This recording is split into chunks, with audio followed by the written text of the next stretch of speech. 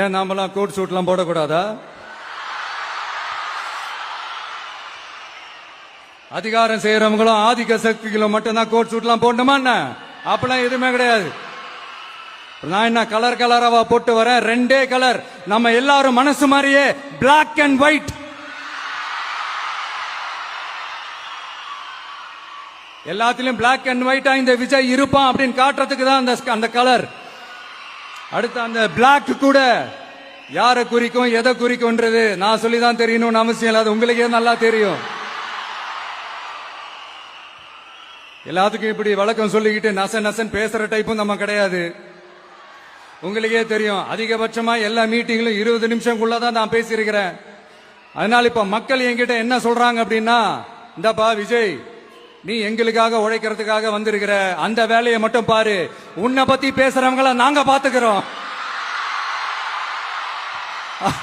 அப்படின்னு சொல்லிட்டாங்க.